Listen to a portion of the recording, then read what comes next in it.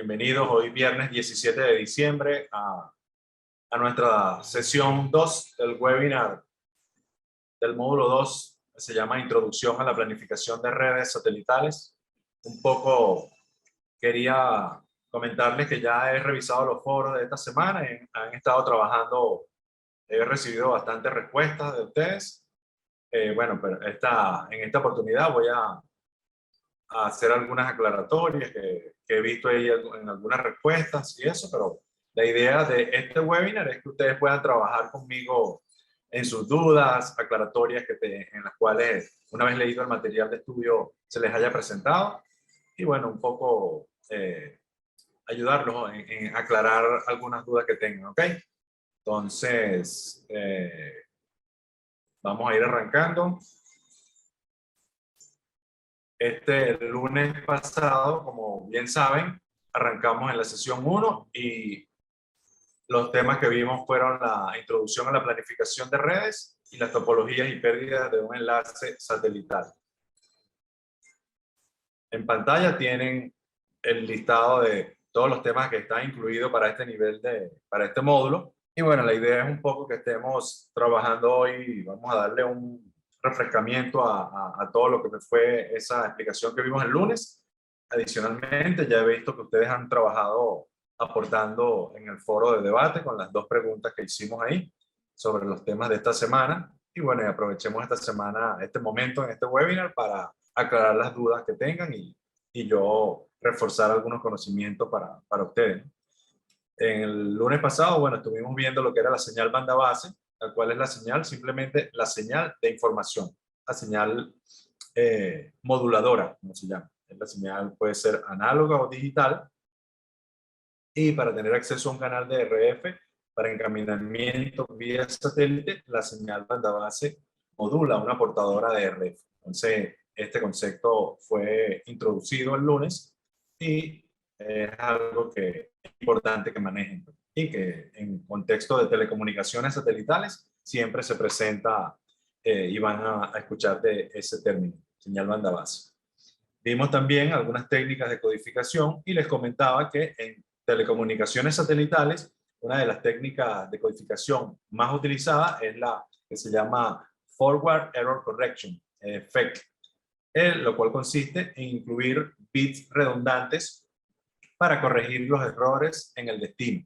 El FEC lo que hace es introducir datos, controlar errores en la transmisión de datos en canales de comunicación que no son confiables normalmente, o que están acompañados de algún tipo de ruido en el trayecto y otros factores. Entonces, esa codificación les da un poco más de robustez. Por ejemplo, el emisor normalmente agrega lo que son datos redundantes a los mensajes y permite que el receptor, en el receptor se corrija sin necesidad de que haya una retransmisión. O sea, que te diga, mira, no te escuché, transmíteme la información original de nuevo y así sucesivamente. Entonces ya es pérdida, se pierde la eficiencia del sistema. En este caso lo que se hace es el FEC, en vez de hacer una retransmisión de la información original, lo que hace es agregar bits redundantes. Por ejemplo, cuando tenemos un tipo de codificación que se llama QPSK 3/4,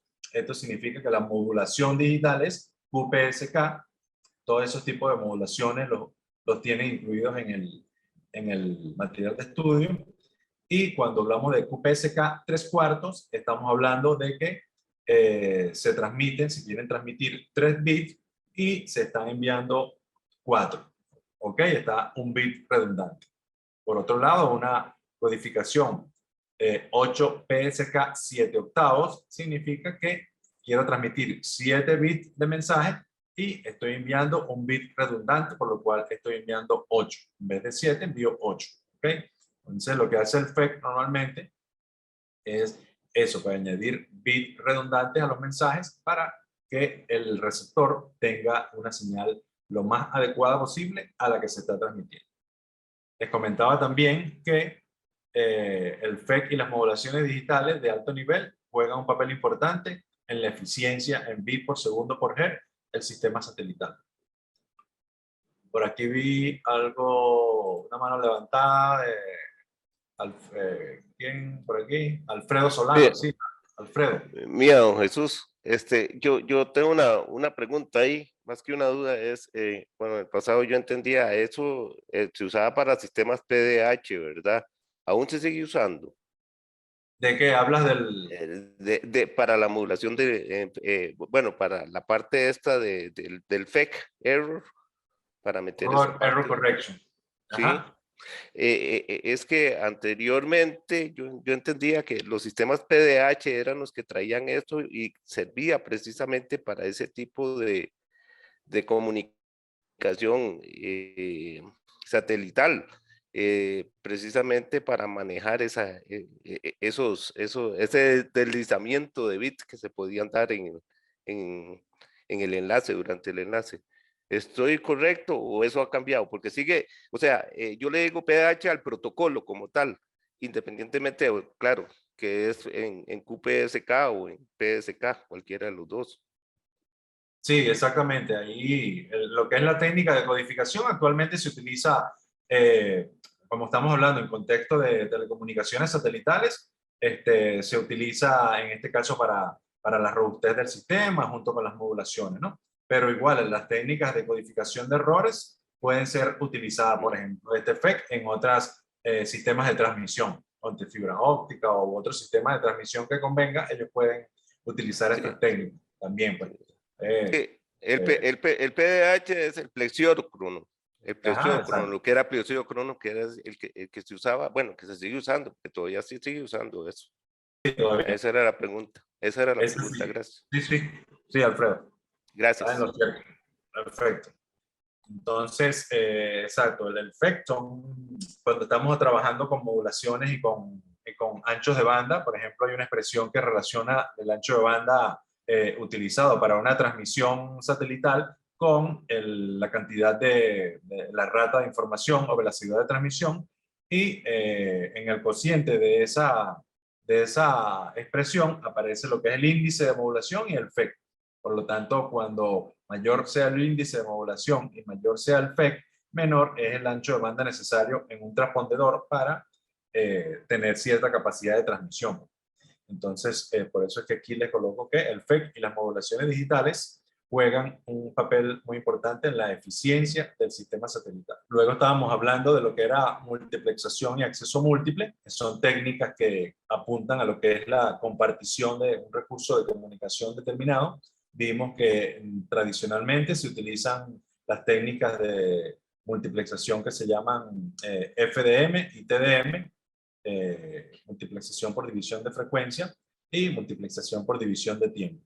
El de FDM se utiliza un poco más en enlaces de tipo analógicos y el enlace y el TDM se utiliza más en los enlaces de tipo digital. El concepto que hay que fijar aquí de multiplexación es el que se muestra en esta imagen de la izquierda, en el cual hay una gran cantidad de señales independientes una de otra que se combinan a través de un elemento que se llama multiplexor digital o multiplexor analógico y entonces se genera una banda base multiplexada, la cual pasa a través de un modulador para trasladarla en frecuencia y esa portadora modulada se transmite a lo que es el satélite. Entonces el enfoque de multiplexación es el que ustedes manejan tradicionalmente, que es múltiples señales entrando a una caja que es el multiplexor, las cuales se combinan para generar una señal compuesta que se llama banda base multicanal y que se transmite por un canal común. ¿Ok? Ese concepto es ya visto y conocido por los ingenieros y en general en la parte de transmisión en sistemas de transmisión.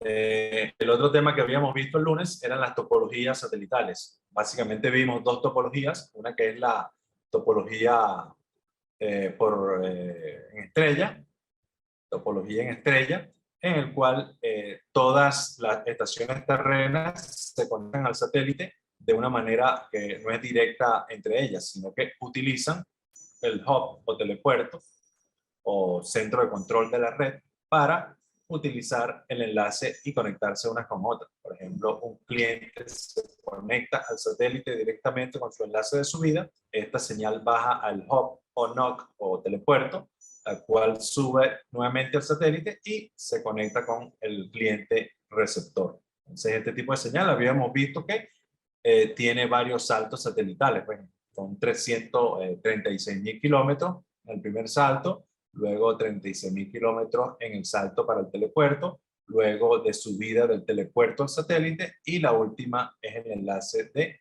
bajada hacia el cliente que recibe. Habíamos visto que este tipo de configuración en estrella utiliza un hub con antena que es mucho mayor, ponte por lo general 6 metros o más, y un conjunto de estaciones terrenas que sabemos que son de tipo VISA, que son de entre 75 centímetros y 2.4 metros. Esta topología introduce lo que es latencia considerable, por lo que el número de saltos, cada salto son 125 milisegundos, y entonces este tipo de configuración no es adecuado para telecomunicaciones tipo vocales o videos, ¿no? Entonces, en este caso, cuando tenemos telecomunicaciones vocales, utilizamos lo que es la configuración o topología en malla, en la cual las estaciones terrenas sí se pueden conectar unas con otras, sube al satélite la estación terrena transmisora,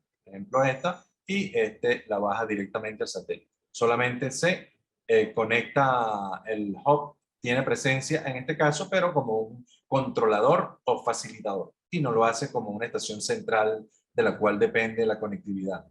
Entonces, el concepto es eso, pues. Vamos a ver si hay preguntas de ustedes. Me sale aquí de DT5, tengo registrado como DT5 para todos. En algún momento se propone a futuro mejorar la arquitectura de lógica digital del FEC para agregar más bits redundantes y tener más precisión de controlar errores.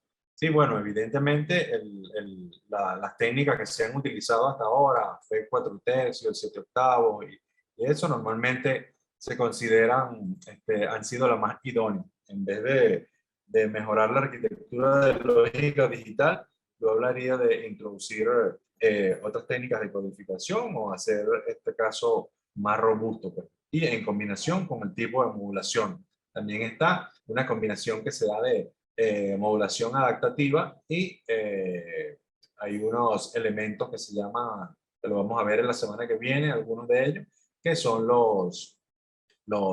las técnicas de carrier in carrier, portador en portadora, técnicas de modulación y codificación adaptativa, dependiendo del tipo del clima. Por ejemplo, cuando nosotros estamos en un sistema satelital transmitiendo y utilizando un tipo de modulación y codificación, utilizan, puede que se adapte, como dice el término adaptativo, en función de las condiciones climáticas. Pues. Por ejemplo, no es igual una característica de un enlace para cuando es un día soleado a cuando es un día lluvioso y que estamos trabajando en banda KU. Sabes que ustedes, los sistemas de DTH satelitales, trabajan en banda KU y esa banda KU es más susceptible a los fenómenos climatológicos, la lluvia, por ejemplo. Parece que cuando estamos observando el partido de fútbol y empieza a llover, entonces el operador ahí manifiesta un congelamiento de la señal o algún corte, pantalla en negro, y eso se basa en el factor meteorológico introducido por la lluvia en el uso de esa banda de frecuencia. En algunos casos se utiliza modulación y codificación adaptativa porque dependiendo el tipo de modulación, por ejemplo, en los casos de modulación más eficiente, una modulación más eficiente es la que tiene índice de modulación alto. Por ejemplo, tengo 16 QAM o 16 o tiene un índice de modulación de 4, que es el logaritmo en base 2 del coeficiente que tenga. Si es 16, logaritmo en base 2 de 16 es 4, y entonces ahí me daría ese índice. Ese tipo de modulación me da un ancho de banda y una capacidad de transmisión, pero pero no son tan robustas. Es eficiente, pero no es tan robusta. Cuando hay condiciones climáticas tipo lluvia, yo puedo cambiar la modulación a una modulación que sea más baja, índice de modulación, por ejemplo, 4 PSK, cuyo coeficiente me daría el índice 2, y esa no sería tan eficiente, pero sería más robusta. Entonces, en general, los operadores satelitales pueden hacer un balance de un mes o una semana, etcétera, dependiendo del tipo de condiciones climáticas. Pueden utilizar uno u otro tipo de modulación. Las que tienen índice alto utilizan modulación, es más eficiente. O sea, el transpondedor utiliza menos ancho de banda para un cierto, una cierta capacidad de transmisión. Y cuando hay lluvia, bajo el índice de la modulación, puede que baje también el FEC, me hace menos eficiente, o sea, utilizo más ancho de banda en el transpondedor, pero me hace el sistema más robusto. ¿Ok? Cuando utilizo modulaciones más altas y codificaciones más altas, consumo más potencia del transpondedor. Entonces hay que hacer como un balance, eh, negociar ahí entre ancho de banda y potencia del transpondedor. Porque yo no puedo todo el tiempo tener modulaciones muy eficientes porque eso me consume mucha potencia del transpondedor. Entonces puedo llegar a saturación, trabajar en la zona de saturación de los amplificadores y eso me implica pérdidas, pues, y entonces no es eficiente el sistema 100%. ¿Ok? Entonces, esos son algunos elementos que les puedo comentar en ese sentido sobre las modulaciones y codificación y el tema de las mejoras del FEC y las codificaciones. Otra topología que estábamos viendo es la topología en malla, que durante el transcurso de la comunicación, las terrenas se conectan directamente entre ellas en la práctica, porque la estación maestra no se involucra directamente en toda la comunicación, sino a nivel de facilitador. ¿Ok? La topología, como habíamos mencionado, es buena para aplicaciones de tipo vocal, porque ahí no se introduce la latencia que se introduce por el doble salto de una conexión en topología estrella. Luego habíamos visto el lunes el concepto de multiplexación y acceso múltiple, que se refería a el caso en que un grupo de estaciones PISA del servicio FIO por satélite pueden transmitir sus portadoras de manera simultánea hacia un mismo transpondedor del satélite. ¿Okay? Entonces, esto lo que hace es permitir que toda estación terrena que esté ubicada en la zona de cobertura pueda transmitir y a su vez el grupo correspondiente o receptor pueda recibir las portadoras de varias estaciones terrenas a través del transpondedor 1, por ejemplo. Otro grupo VISAT, grupo 2, puede utilizar el transpondedor 2 en su ancho de banda y su método de acceso correspondiente. Entonces, el concepto de multiplexación y acceso múltiple es múltiples estaciones terrenas accediendo de manera simultánea a un mismo transpondedor del satélite. Recordemos que un satélite puede tener eh, muchos transpondedores, puede ser desde 30 transpondedores, otros son 50 transpondedores. Hay satélites grandes que tienen 90 transpondedores, 100 transpondedores, y en función de eso tienen mayor utilización del ancho de banda total atribuido. Otro de los temas que vimos el lunes y que está en el material son las técnicas de acceso. Las técnicas de acceso vimos que eran la acceso múltiple por división de frecuencia o FDMA, acceso múltiple por división de tiempo o TDMA y el acceso múltiple por división de códigos. Aquí el concepto de FDMA, por ejemplo, era la subdivisión que se hace del transpondedor completo en distintas portadoras. Una portadora 1, una portadora 2, varias portadoras pequeñas de ancho de banda pequeño. Y el concepto importante aquí es que todas esas portadoras y su ancho de banda de trabajo estaban separadas unas de otras por una banda de guarda para evitar lo que se llama, debido a las no linealidades de los sistemas del transpondedor, de los amplificadores, ellos se pueden introducir productos de intermodulación. Entonces, ahí se evita, uno, el solapamiento de una banda con la banda contigua y se evita también los productos de intermodulación. Entonces, este es el concepto de FDMA. Normalmente FDMA se utiliza la topología en malla, tipo malla.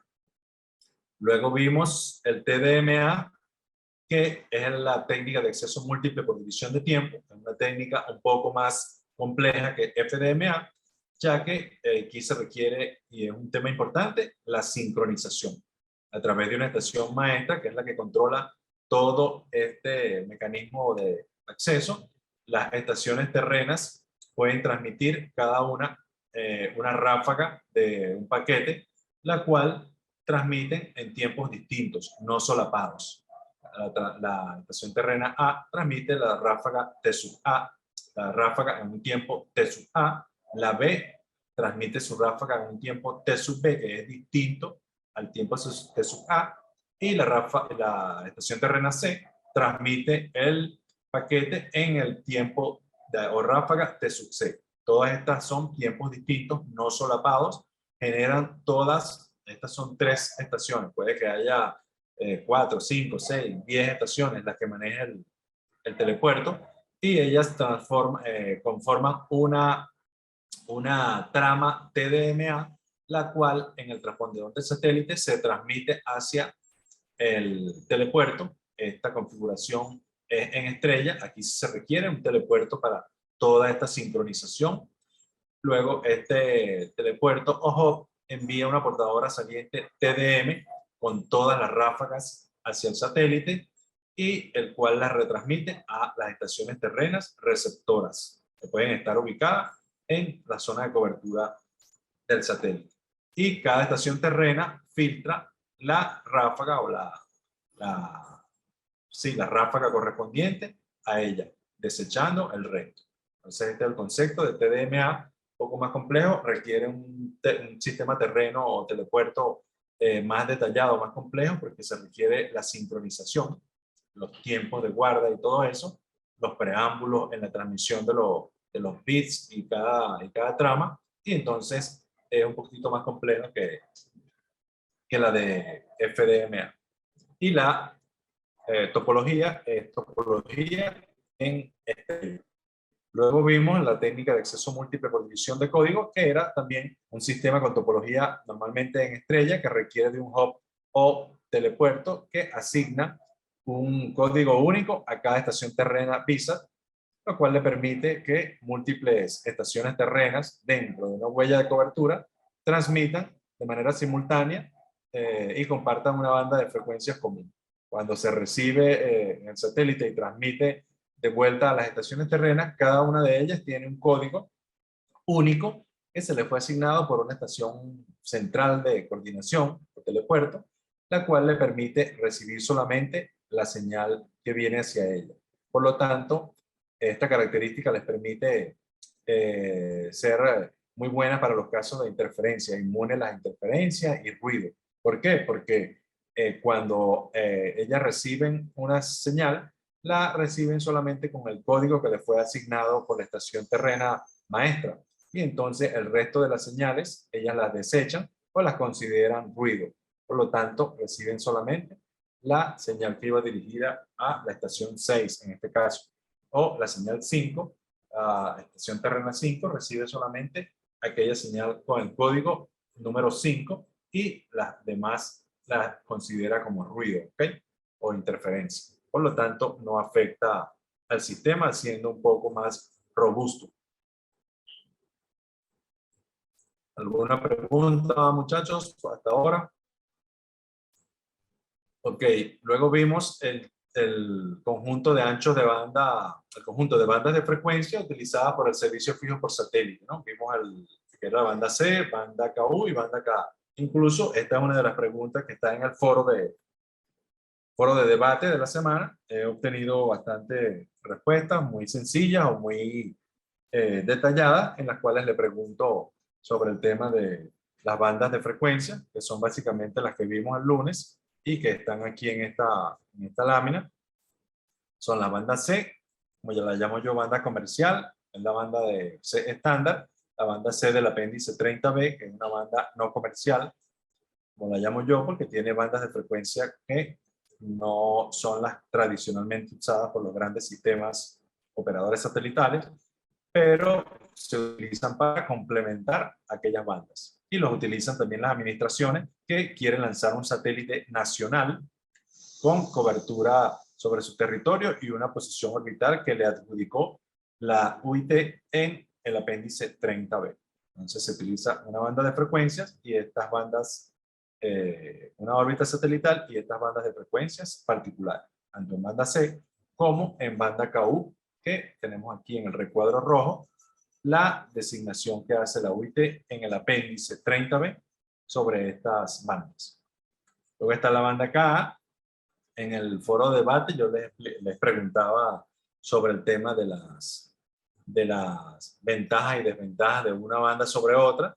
Por ejemplo, en banda C, normalmente esta banda tiene la ventaja de que no es muy afectada por los casos meteorológicos, por la lluvia o desvanecimiento por lluvia, como es en el caso de banda KA o banda KU.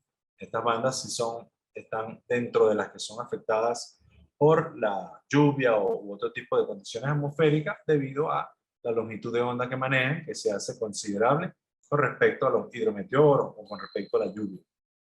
La banda C, por su lado, tiene un inconveniente, por decirlo así, que es una banda muy cotizada, muy atractiva para los sistemas terrestres de tipo IMT, tercera generación, cuarta generación, quinta generación celular, y entonces hay una lucha continua entre la industria móvil y la industria satelital por utilizar la banda que tradicionalmente era satelital, pero que últimamente se ha visto muy atractiva por la gente de la industria móvil. Entonces ahí la compartición, la necesidad de coordinación, la no generación de interferencia, todas esas cosas que se dan en los grupos de trabajo de la OIT que hace que esta banda esté, vamos, digámoslo así, tenga esa pequeña desventaja o tema a considerar. ¿Ok? La banda K, por su lado, se utiliza para los sistemas de alta generación, de alto rendimiento, de nueva generación satelital. Se utiliza mucho la banda K, utiliza haces spot o haces estrechos, utiliza reuso de frecuencia, maneja gran cantidad de ancho de banda y las velocidades de transmisión son más grandes. Utilizan velocidades de transmisión superiores a lo que utiliza la banda KU y la banda C. Y la banda K también ese ancho de banda es más costoso que la banda KU y la banda C, por ejemplo. Pero en fin, hay varias respuestas que he obtenido en el foro de debate. Los invito a que sigan trabajando en ellas. Ya los he ido calificando, pero he visto bastante buenas respuestas en ese sentido. A revisar por aquí. ¿Qué tan conveniente es de Sandra? ¿Qué tan conveniente es que se asigne un uso compartido a la banda C? Bueno, Sandra, como lo mencioné el lunes, hay un tema de atribuciones, ¿no? Cuando hablamos de este señor que está aquí en la parte de abajo, que es el reglamento de radiocomunicaciones, en el artículo 1, digamos, el tomo número 1, perdón, que se refiere a los artículos del reglamento, hay un conjunto en particular, en el artículo 5, es el relativo a las atribuciones. La banda C, en este caso, la banda de 3.7 a 4.2, está atribuida tradicionalmente para sistemas de servicio fijo por satélite, también está atribuida para servicio fijo y también está atribuida para servicio móvil y para radiolocalización. ¿Ok? Entonces, el servicio fijo por satélite la utiliza a título primario. O sea que esta banda es prioritaria para servicios fijos por satélite. Pero últimamente se aprobó en la CMR 15 y en la CMR 15 el uso compartido o la factibilidad de que esta banda de frecuencia C pueda ser utilizada, además de por el servicio fijo por satélite, pueda ser utilizada por el servicio móvil. Y entonces hay esa atribución ya permitida en el artículo 5. Entonces los países, las administraciones, los reguladores en cada país adaptan sus cuadros nacionales de atribuciones a lo que se define en la conferencia mundial. Ya, si la conferencia mundial dijo que la banda C era en segmento, por ejemplo, de 3436, ¿ok? No está todavía incluida todo este segmento. 3436, que es el segmento anterior. Está para IMT, ok, perfecto. Pero hay ciertas otras bandas o ciertas administraciones que utilizan la banda 3637 para IMT. Entonces, ¿qué pasa ahí? Ahí, entonces hay que tener cuidado con las administraciones que utilizan IMT y aquellas que no utilizan IMT, sobre todo en la frontera de los países. ¿Por qué? Porque, por ejemplo, y es esta lámina, aquí puedo seguir explicando, por ejemplo, en la Conferencia Mundial de Radio del 2015, la banda de 3436, que tradicionalmente se utilizaba para FWA o acceso fijo inalámbrico, se atribuyó al servicio móvil a título primario para nuestra región 2, las Américas. De igual manera, la CMR 15, en ese momento, algunas administraciones, que son las que se mencionan acá, Canadá, Colombia, Costa Rica y Estados Unidos, decidieron, como no fue armonizada para todo el mundo, ellos dijeron, bueno, con una nota de pie de página, yo quiero dejar indicado en el reglamento que esta banda 3.6 a 3.7 es utilizada en Colombia, en Costa Rica, para IMT. Entonces, ¿qué pasa ahí? Que esta nota permite que aquellos países que tienen IMT y los que no tienen, sino que tienen servicio fijo por satélite, se permita una protección. Porque ¿qué pasa? Vamos a ver un ejemplo aquí de entre Nicaragua y Costa Rica.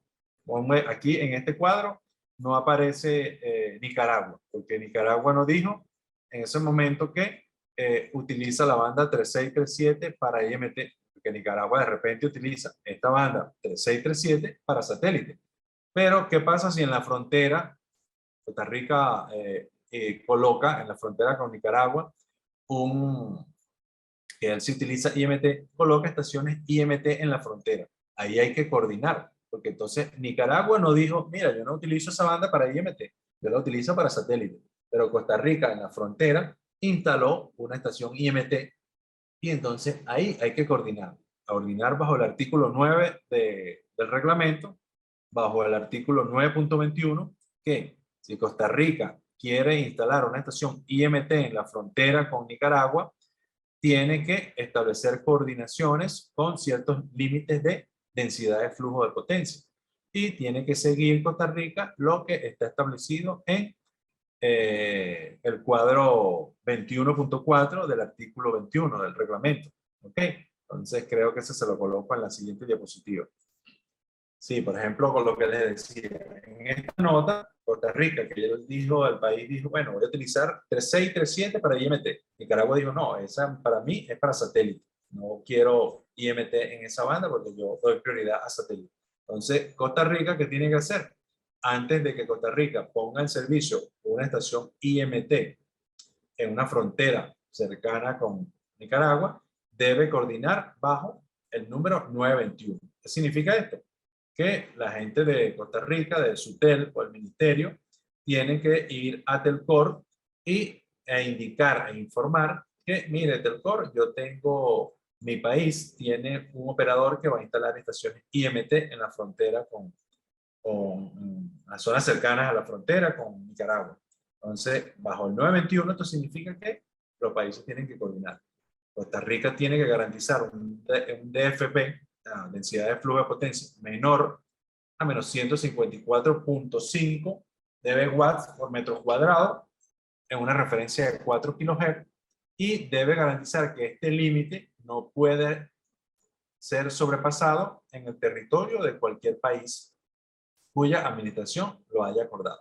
¿Ok? Entonces, no es tan fácil que estos países armonicen. Esto no está armonizado, sino que estos países, y luego ahorita en Egipto, en el 2019, El Salvador, Chile y Paraguay se sumaron a esta nota 5434, en la cual ellos dicen, en mi país voy a utilizar 3.6 a 3.7 GHz para IMT.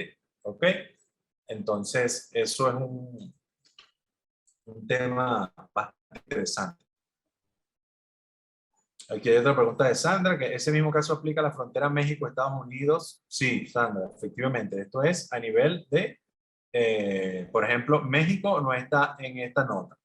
5434 no aparece México. ¿Por qué? Porque México utiliza la banda 3637 para satélite. México tiene tu sistema satelital, Nexat, y tiene muchos operadores, Eutelsat América, tiene muchos operadores y su sistema nacional de satélite. Entonces, ellos le dan prioridad, México, a esta banda, en rojo aquí, 3637, para servicio fijo por satélite. ¿Qué pasa entonces? Estados Unidos tiene un caso muy particular con la banda C. Ahorita hay incluso convenios que hay con la alianza, la alianza de la banda C, que son varios operadores satelitales, en el cual Estados Unidos le está mandando a migrar muchas estaciones terrenas, pero solamente en territorio de Estados Unidos, muchas estaciones terrenas en banda C para limpiar esa banda, para darle prioridad a IMT. Estados Unidos le da prioridad a IMT. Ellos tienen su acuerdo, le están comprando por miles de millones de dólares a Intelsat y SET y a los operadores que tengan despliegue nacional para que movilicen las estaciones que tienen en esta porción de banda C, 3637 y más arriba, de 7 a 4.2, que migren sus estaciones terrenas para darle cabida a IMT. Eso es solamente en Estados Unidos. Y lo que me preguntaba Sandra, sí, si México tiene esta banda para IMT, para satélite, y Estados Unidos para IMT, cuando Estados Unidos pretenda desplegar en esta banda una estación IMT, debe coordinar con IFT, en este caso, con IFT, no sé si con la Secretaría, debe coordinar para tener la no interferencia entre esos servicios, ¿ok? Porque mientras las bandas no estén armonizadas a nivel mundial, esta banda no es globalmente usada para IMT. Simplemente unas notas, algunos países dijeron, en mi país, sí, pero esos países que dijeron sí, deben respetar a aquellos países en frontera que dijeron no, y no pueden permitirse que se les cause interferencia a su servicio. Aquí tengo otra pregunta, me aparece Microelectronics WS. Lo de usar esa banda en caso de ambos servicios es por las prestaciones que ofrece esa banda.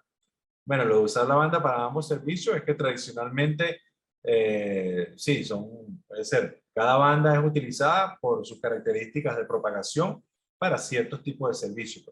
Tradicionalmente se identificó la banda C para un tipo de aplicaciones que pueden ser microondas. Nosotros tenemos en nuestros países los enlaces de microondas en segmentos de la banda C con una canalización del UITR que se utiliza para enlace.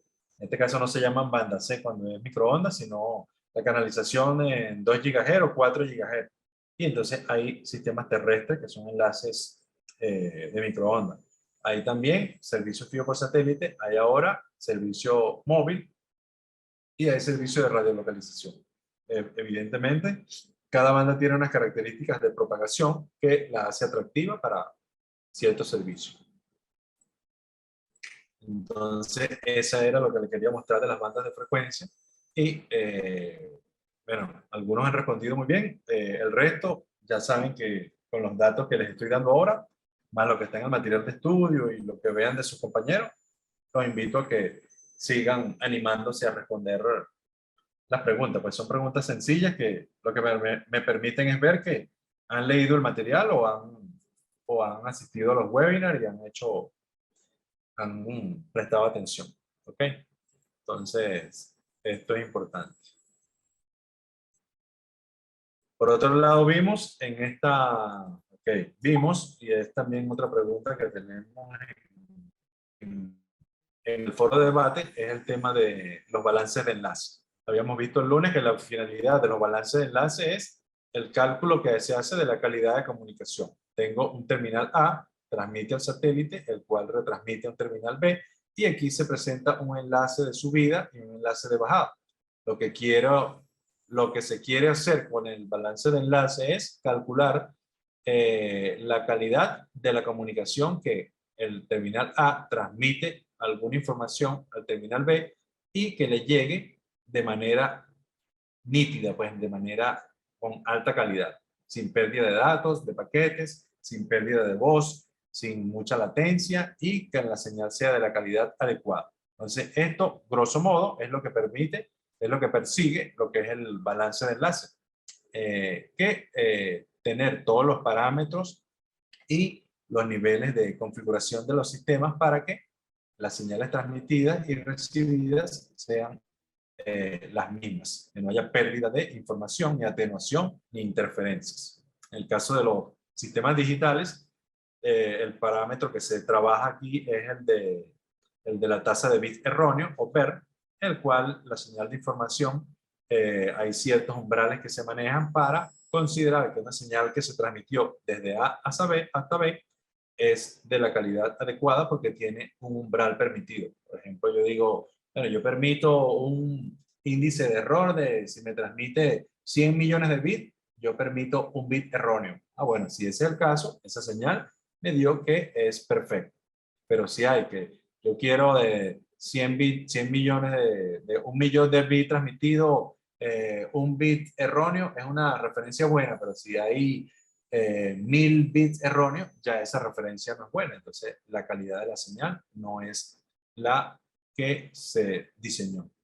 El objetivo final es el cálculo de los parámetros técnicos de diseño para la señal de las estaciones terrenas.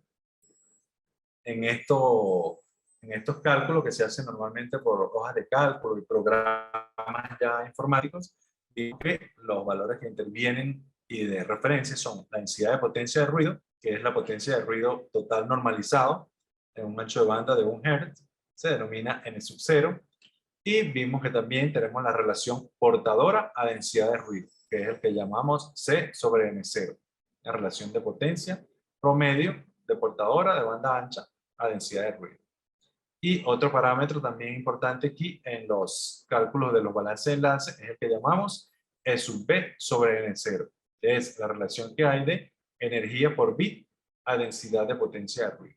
¿Okay? Energía por bit es la energía que transporta un bit relativo a la potencia de ruido.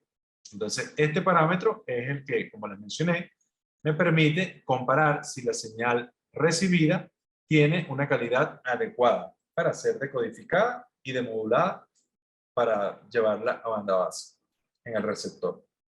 Si hay un diseño que coloqué, entonces yo digo, ah, bueno, este viene con la calidad adecuada, entonces es la que se transmite se lleva a señal banda base. En general, la tasa de bit en error se maneja con este tipo de gráfica, que es una relación que hay entre ver la tasa de bit en error en el eje de las ordenadas y en el eje de las abscisas tenemos el valor de E sub B sobre N0.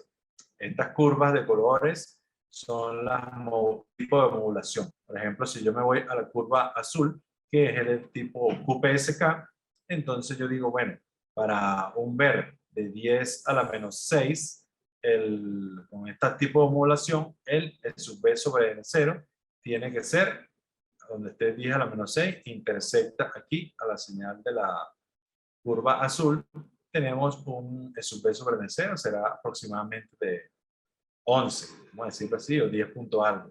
Esto es en dB.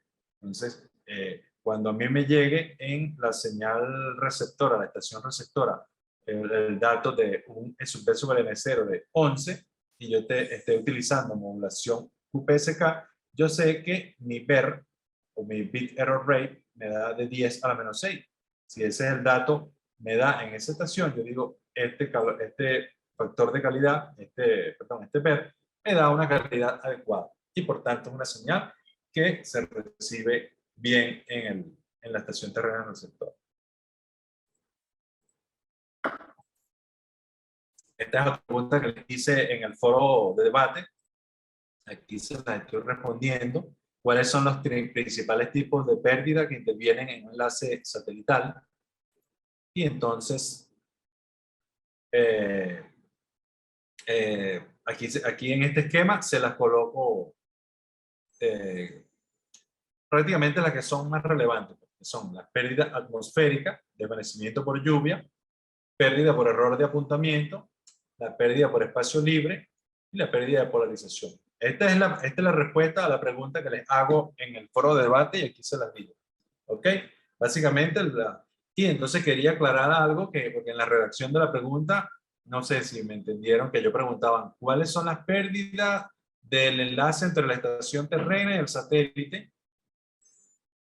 ¿Y cuáles son las pérdidas del satélite a la estación terrena? Entonces, algunos, bueno, en base a cómo está redactada la pregunta, probablemente entendieron que había algunas de estas pérdidas eran solamente en el enlace de subida y algunas de estas pérdidas eran en el enlace de bajada. No, todas estas pérdidas, todas las pérdidas están presentes en todo el enlace, tanto el de subida como el de bajada.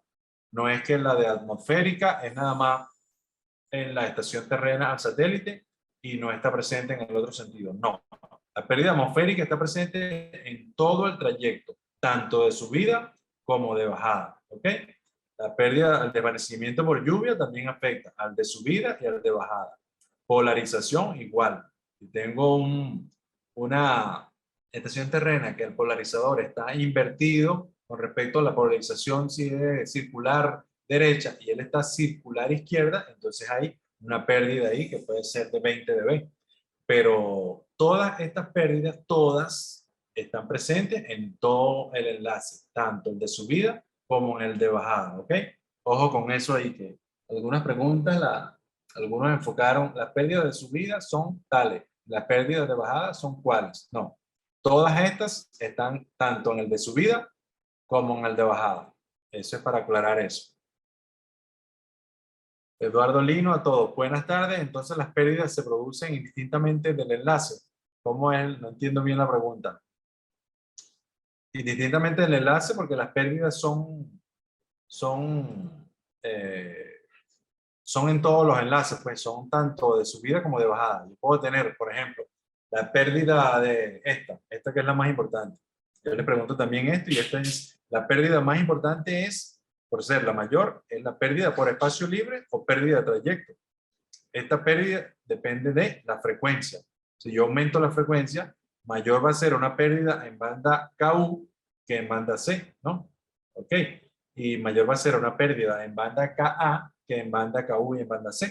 De igual manera, si yo tengo, como dependen de la distancia, esta pérdida con esta expresión depende de la distancia, a mayor distancia, mayor pérdida. Si este satélite es geoestacionario, esta distancia es 36.000 kilómetros. Entonces la pérdida es mucho más alta que una pérdida calculada a 500 kilómetros de un satélite LEO. ¿Entiendes? Entonces, esta pérdida en general está presente tanto en el enlace de subida, porque primero él sube al satélite y hay una pérdida por el trayecto, la frecuencia que utiliza, por ejemplo, en banda KU, hay un enlace de subida. Banda KU, el enlace de subida sería de 14 a 14.5 GHz. Ok, la calculé metiendo aquí este valor de F, 14 GHz. Ok, y, o 14.000 MHz, porque esta fórmula es en MHz, 14.000 MHz. Luego, cuando calcule la pérdida que va al enlace de bajada, la frecuencia no es 14, la frecuencia aquí sería 11.2 a 11.45, vamos a poner 11. Entonces aquí cuando meto 11, el valor es distinto, pero es igual una pérdida. En la fórmula, cuando es el enlace de subida, aquí vale en banda KU, vale 14. Y en el enlace de bajada vale 11. Igual, si lo calculo para banda C, el enlace de subida, aquí va 6. Y con el enlace de bajada, aquí en la fórmula va 4. ¿Ok? Lo que sí queda igual es esta distancia, es 36.000. O sí, 36.000 kilómetros. Y aquí es un factor constante. Pero todas estas pérdidas están presentes tanto en el enlace de subida y de igual manera en el enlace de bajada. Por eso es que el cálculo lo hago en base al C sobre N de subida y C sobre N de bajada. Y después hay un CCN total, que es la expresión que les dejo más adelante. Vamos a ver cómo está el chat. Aquí hay, sí, enlace de subida y de bajada, es la respuesta que te acabo de dar a Eduardo. Y microelectronics, no sé cómo se llamará microelectronics, Entonces, independientemente del enlace, puede ocurrir cualquiera de las pérdidas mencionadas. Sí, exacto, es lo que le acabo de mencionar. Todas las pérdidas de subida y de bajada. Porque hay un C sobre N del uplink y un C sobre N del downlink. ¿Ok? El cálculo del link budget se basa en el cálculo del C sobre N total, que es el inverso de el C sobre N de subida más el inverso del C sobre N de bajada. Entonces calculo todo esto para subida, se llama C sobre N del uplink, con todas las pérdidas. Y calculo el C sobre N de bajada para acá, con todas las pérdidas, pero el enlace de bajada. Y las frecuencias correspondientes a la frecuencia del enlace. Por ese, ok. Por eso es que lo que le estaba mencionando a William Soto, que me acaba de decir su nombre porque tenía, me parece aquí Microelectronic WS,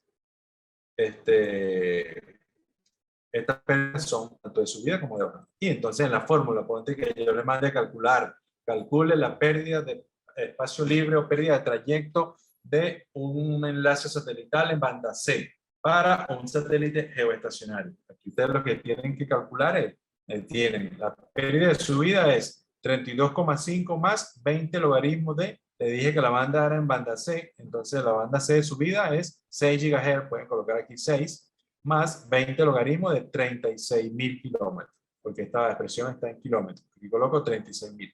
Eso me da una LP que puede ser 196 dB, 196,5. Luego calcula la pérdida de bajada de trayecto. Entonces aquí tenemos 32,5 más 20 logaritmos de F, que sería la banda C de bajada, sería 4.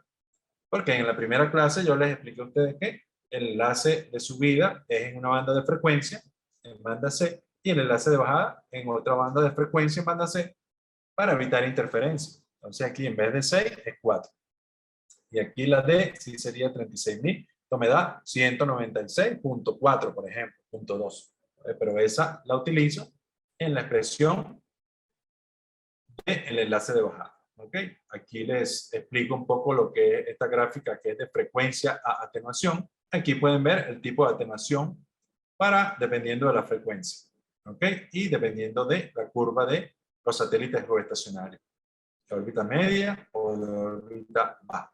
Por ejemplo, si yo selecciono aquí, vamos a colocarme aquí en 4 GHz, intersecto aquí la curva del satélite de órbita baja y más o menos 2, 3, 2, 3, 4 aquí, subo por aquí, intersecto, y esto me da una atenuación de 165 dB para un satélite de órbita baja. Esta es la pérdida. Ahora, si con el mismo 4 dB, 4 GHz, sigo subiendo, intersecto la curva del satélite de órbita media, entonces esto me da el valor de 180 dB aproximadamente para órbita media. Y si a esa misma frecuencia en banda C, 4 GB, subo para la curva del satélite geoestacionario, aquí me da un aproximado de una atenuación de 196 dB. Observen entonces, según la expresión que les mostré, para una misma banda de frecuencias y para distinta órbita satelital, la atenuación me da 165 para LEO, 180 para órbita media y 196 para geoestacionario. Esta curva es bien importante para ver los niveles de atenuación. Y si yo me fuera, por ejemplo, a banda KU, vamos a ponerme aquí en 10, que está más cercano, banda KU sería 11 subiendo, pero también hay 10, 10.95, 10.7. Si coloco en 10, vamos a irme para el satélite geoestacionario. Intersecto aquí mi curva de 36.000 kilómetros y miren cuánto me da. Esta curva me daría aquí 200, esto sería 90, 92, 94, 96, 204 dB. Nada más y nada menos, una atenuación bastante grande. ¿Ven? Y eso es porque me fui para una frecuencia mayor. Dense cuenta que la expresión, esta expresión, me indica que a mayor frecuencia, mayor atenuación. Y eso que les estoy diciendo se demuestra con esta curva de frecuencia a atenuación. La curva es bien importante, ¿ok? Esta es la fórmula que les decía, que se calcula el valor de el C sobre N total, y entonces cuando tenga con el valor de Peirce y todas las pérdidas, prácticamente que la más importante en el cálculo es la pérdida de trayecto. Estas son pequeñas, pero si se tiene ese dato, se le suma, se le resta en este caso, y entonces la C sobre N total sería igual a esta expresión que está aquí, el pie de esta diapositiva, y C sobre N total sería el inverso del C sobre N del uplink más el inverso del C sobre N del downlink. ¿Ok? Por eso es que calculo en el enlace de subida y en el enlace de bajada. Y para reforzar lo que les dije, las pérdidas son todas válidas para enlace de subida y enlace de bajada. ¿Ok? Bueno, compañeros, espero haber sido claro con toda la emisión de información que les he dado. Gracias por su pregunta. No sé si tienen alguna otra pregunta hasta hoy. Prácticamente que les dije ya y los invito a que vayan a su foro de debate y obtengan su buena puntuación, porque ya casi que les respondí las preguntas de las bandas de frecuencia usadas y las pérdidas, y la más relevante que es la de pérdida por espacio libre o pérdida de trayecto. Entonces ahí deberían sacar buena nota en su webinar, en su foro de debate y todo eso. Entonces, gracias por sus preguntas del chat. Yo sé que hay muchos temas que son más interesantes que otros. Pero bueno, la idea es que ustedes salgan con la mejor información y tengan todo lo más importante ahí. No sé si tienen alguna pregunta. Si alguien tiene alguna duda o consulta. De todas maneras, si no tienen ahí, yo estoy abierto a correo electrónico, ahí se los dejo con toda confianza. Sé que en estos días es difícil enfocarse un poco entre dividir entre la familia, las navidades, las fiestas y vamos a nuestro webinar o nuestro foro de debate o exámenes, pero igual es bueno pues, porque la información es poder y yo creo que mi idea aquí es darle toda la información que yo les pueda transmitir y que ustedes tengan dudas. Mientras más dudas tengan, más preguntas hacen y se interesan por mayor cantidad de información. Y este tema es muy atractivo para muchos, ¿no? No para todos, pero yo sé que hay profesionales que no son ingenieros acá, hay abogados, creo que hay administradores, no sé, pero por eso a veces puede que el tema sea más atractivo para uno que para otro. Si no hay consulta o duda, le agradecería que encendieran sus cámaras para una foto. La foto del 17 de diciembre. Sí. Bueno, muchísimas gracias a todos nuevamente por su excelente tema, nuestro experto ingeniero Jesús Rivera, y a cada uno de los participantes, ¿verdad?, por su asistencia. Gracias y bueno, nos vemos la semana que viene. El webinar va a ser el día martes, ¿ok? La tercera semana. No vamos a estar el lunes, como acostumbramos, porque no puedo estar ese día ahí el lunes que viene, el lunes 20, ¿ok? Pero vamos a hacer el único webinar de esa semana para el martes 21. Ya el enlace se les estará pasando, pero es para ello, me permito aclarar. ¿Ok? Si no hay más, gracias por todo. Gracias a Damari y Igualmente. gracias a todos. Estamos para servirle. Muchas gracias. Pasen buenas tardes. Bueno, feliz fin de semana.